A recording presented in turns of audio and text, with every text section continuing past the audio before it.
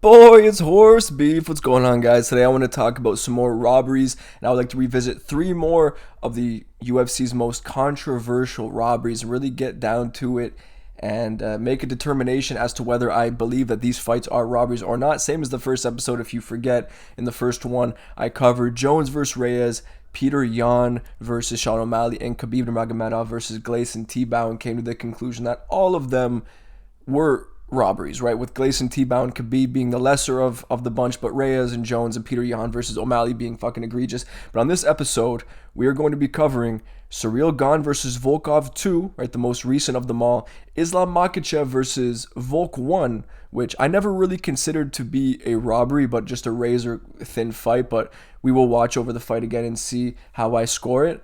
And in the end, we will also be doing Paddy Pimblett versus Jared Gordon, which is one that I'm very passionate about because that is, for me at least, watching the fight live, I had never been more convinced by a winner by decision, and I've never been more taken aback. Yet at the same time, for some reason, not even surprised about the robbery, just knowing the situation, right? Paddy Pimblett being the star, right? The cash cow that UFC's trying to push. So obviously they're going to rob the journeyman in Jared Gordon. But for me, Paddy Pimblett just lost all the stock in the world after that performance. But we will determine whether that is actually a robbery or not. Or maybe I was just watching as a biased Paddy Pimblett hater. But let's get into the first one here. And starting off with the most recent one in Ciryl Gane versus Volkov 2. These are the scorecards, split decision 29-28, going both ways. Two judges scoring at 29-28 in favor of Ciryl Gane. So let's go round by round and see if the rightful winner was crowned here. So the first round starts, nothing really happens until Volkov catches the front kick of Ciryl Gane, takes his back, gets him to the ground, ragdolls him, man, surprisingly. I didn't think that Volkov really had that in the locker. And he controls him for around a minute of the fight here. And once back to the feet, nothing of significance really happens once again until Ciryl Gane then scores a takedown on Volkov and then controls him. Both men, after securing their takedowns, didn't really land much of anything on the ground, at least anything of note, until they get back to the feet. Nice snap kick to the body, a little cross behind it. Doesn't really land though. Then a high kick followed up with a nice cross that does land on Ciryl Gane. Catches the knee of Ciryl Gane and does get him down to the ground once again. And he does finish on top while, admittedly, Ciryl Gane is trying to secure a guillotine the whole time. It's not secured at all. And it's honestly just an empty guillotine attempt. But at the end of the day, Volkov had top control the entire time for the remainder of the round, controlled the majority of the round, and landed the better shots on the feet. So the only way I see this round is 10-9 Volkov. And then we get a much, much more active round. Nice little flurry from Volkov here. Then a beautiful shot, times the jab, spinning back fist counter. Probably the biggest shot of the round, biggest shot of the fight, I would say. Get a little flurry there, body kick, nice exchange that Ciryl does get the better of with the overhand. Good cross from Volkov after the high kick. Biggest shot of the round and of the entire fight from Ciryl Gane. Volkov lands a nice knee and gets taken down before he gets controlled for about a minute. Ciryl Gane stands up voluntarily, lands a nice body kick. Good little exchange where nothing really lands. The round ends there. And, while this round is a lot closer, I still have to score it to Volkov for that spinning back fist. He landed the bigger shots. He landed the better volume. The majority of shots that Ciryl Gane lands, really, pity patter shots, right? Knee stomps, that kind of stuff, oblique kicks that aren't really doing much damage or really having any effect on Volkov. So at the end of the day, even though Ciryl Gane did have a more competitive round here with Volkov, I still score at 10-9 Volkov. And considering all three judges scored the third round for Volkov, I don't really see the need to go back and really examine that round. So at the end of the day, man, I think the judges got it wrong here, and this is absolutely a terrible robbery. Volkov knew it. Ciryl Gane knew it. You could tell with his body language during the post-fight speech. He wanted to get the fuck out of there because he was embarrassed, quite honestly, and he doesn't really deserve to get shit thrown on him for benefiting from that terrible robbery. But, man, it is egregious at the end of the day, so let's move on to the next one. And then we have one fight where I'm extremely grateful just to have the opportunity to go back and watch, or have an excuse to go back and watch it, because for me, this is one of the best fights of all time. This is one of the, I would say, the highest skilled fights that we've ever seen, potentially the highest skilled fight we've ever seen. This is a serious battle, and from what I remember, I don't ever remember seeing this fight as a robbery. I remember the fight ends and I thought, you know what, man, whoever wins this one deserves it regardless because of the performance from both men. I feel like I wasn't actually watching it and scoring it round by round. myself, just like many others who were watching, noticed how much smaller Volkanovski was compared to Islam. It seemed like a David and Goliath situation. So everything Volk does effectively is overinflated, right? And the commentators are going crazy because of it. And I drew the parallel last episode of this between Brandon Moreno versus Figgy, where no one expected Moreno to have that much success against Figgy. So when he lands a jab and gets a reaction from Figgy, everyone goes crazy, right? And I feel like we had a similar situation when watching this live in favor of Volkanovski. And to touch on the scorecards we have here, it's a unanimous decision for Makhachev, right? 2 give him 3 rounds and 1 gives him 4 rounds. So unanimous decision for Makhachev. Let's go through round by round and see if the judges made the right call here. First round starts, nice little jab from Volkanovski, then switches stances into the 1-2. Not too sure how cleanly it really landed. Did stumble Islam back, but I think it more caught him off guard than anything. But it was a great shot, and then you have that amazing moment, that amazing little taunting moment from Volk. And after watching this fight again, I mean, I believe this even after watching it live, but this was just confirmation of it. This is probably the greatest performance by the loser of a fight I've ever seen. He looked like one of the greatest fighters I've ever seen. Like this version of Volk against Islam, yeah, he made some mistakes. He overextended at times, got a little overzealous with his combinations, and became a little predictable at stance switches to close distance. But other than that, man, like he really had to take risks. He really had to take risks in this fight, considering the size difference and all that. And man, did Volk look amazing here. We then get another entry from Volkanovski. This time, Islam plants and throws, gets the better of the exchange, drops him to one knee, partially lands a head kick, nice step-in knee, and then gets him against the fence there. Beautiful sequence for Islam Makhachev. Islam then gets Volkanovski to the ground, takes his back, and controls him for the remainder of the round. So for me, that flurry, right, where he drops Volk to one knee, gets him against the fence, and then takes him down, controls him. Round 1, 10-9 Islam. And even though all 3 judges gave the second round to Islam, I would like to take a look at it. Here we get a good little sequence for Volkanovski. Beautiful, beautiful striking there while switching stances. Really mixing it up on Islam. I don't know if he actually landed many of those shots or if they hurt Islam or if it was a knockdown. Because to me, it looked like Islam honestly was just looking to change levels, and he did it effectively. So, yeah, it's hard to really say that Volk landed much of significance in that sequence. And we have a nice sequence here from Volkanovski, classic, ending off with the leg kick. Gets clipped on the chin, though, with the counter left. He's on the back foot. Yeah, I mean, like, Volk is landing some shots of his own, but Islam is on the front foot, landing nice combinations. It's good for the optics as well. And in the end, dude, the second round, yes, it was scored a 10-9 by all 3 judges. And I know that's not all that the round had to offer. There were other moments, but I really did pinpoint these significant moments. If anything, I left out more significant moments for Islam in round 2. So I would say that the judges definitely got it right, and it's 10-9 Islam. So not looking great as far as an argument for this being a robbery so far, at least. Then we have the third round here where 2 judges actually gave it to Volkanovski, and I have to say I agree with that. I agree with this third round going to Volkanovski. Islam did have some control time, right? But Volk displayed some incredible takedown defense during this entire round. And when it was on the feet, most of the striking engagements were controlled by Volk. And he was landing the majority of the good shots. Like on the ground, Islam wasn't really landing much of anything. He was just trying to gain control, which he was unable to get.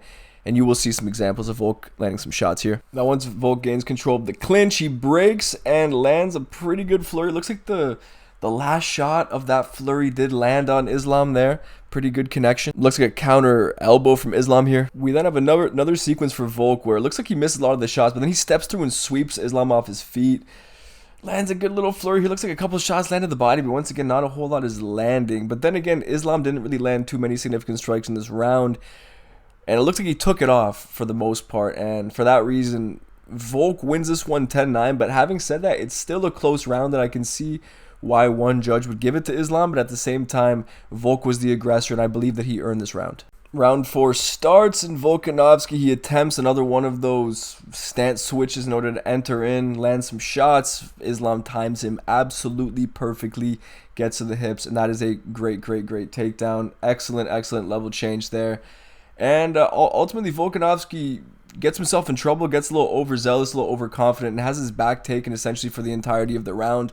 So even though Volkanovski was landing the behind the head punches and all that and screaming at the crowd and all that, you just simply can't give him the round. He was controlled for the entirety of it. And Islam, even though he was not successful in the attempts at submissions and attacking the rear naked choke, he was still effectively grappling for the entirety of the round. So yeah, 10-9 Islam. But we have to touch on this moment right here. So Volkanovski drops Islam Makhachev here with the right hand. Controls Islam for the remainder of the round while landing ground and pound shots.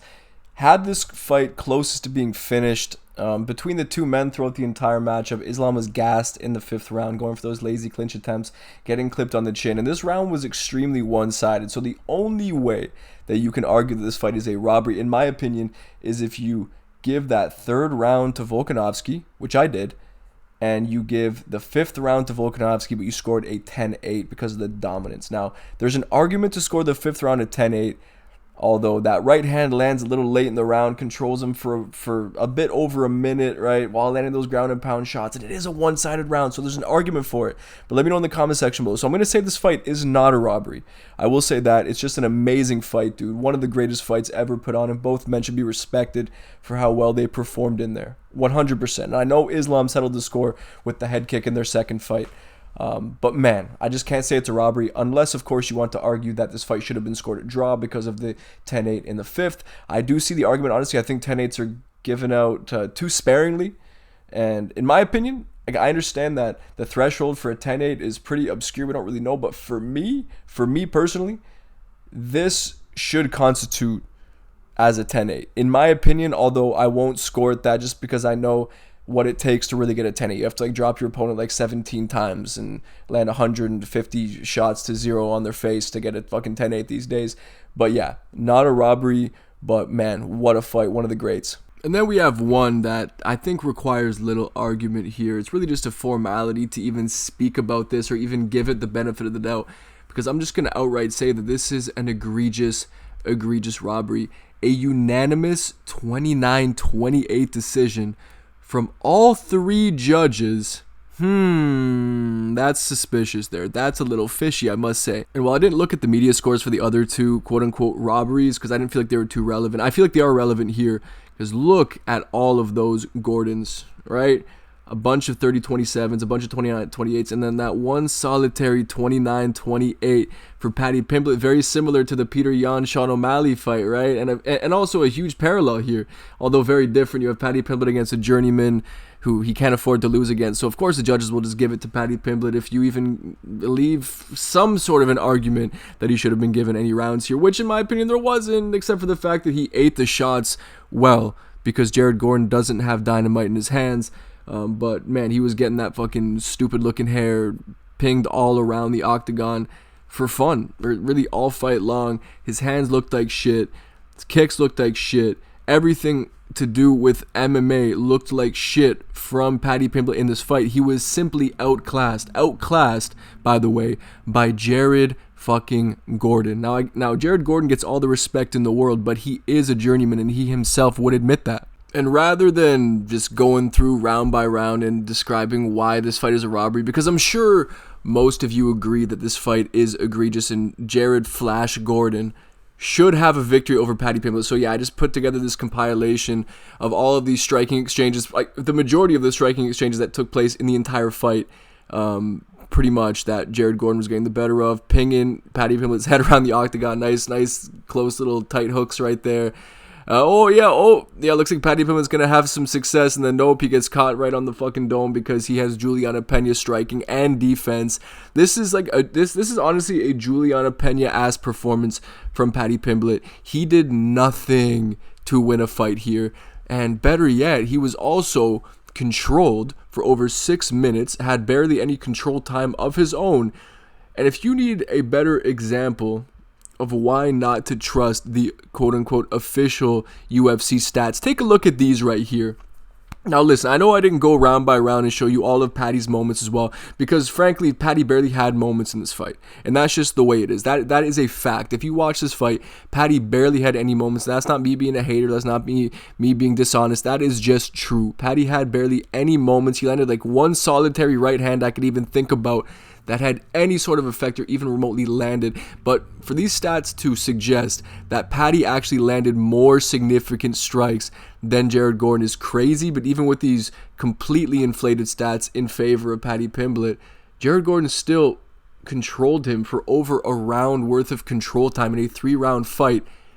and landed the far bigger shots, and it's not even a fucking question. So is this fight a robbery? Yeah. Like what the fuck? What are we even talking about here? Yes, this fight is a robbery. It's one of the worst robberies of all time, frankly. This fight is a clear 30-27 for Jared Flash Gordon, and he was done real dirty here. He was done real dirty. He had to get the knockout to get the win here. And it's just as simple as that, man. It's fucking bullshit. It's fucking bullshit. This is the type of decision that takes away from the legitimacy of MMA, the legitimacy of the UFC as a promotion, as a business, 100%. And I hate it. I hate it because Paddy Pimblett has all this hype right now because he choked out Bobby Green because Bobby Green was dumb enough to shoot a double leg on him for whatever reason, even though he had the advantage on the feet. It's almost like he wanted to get triangle choked by Paddy Pimblett.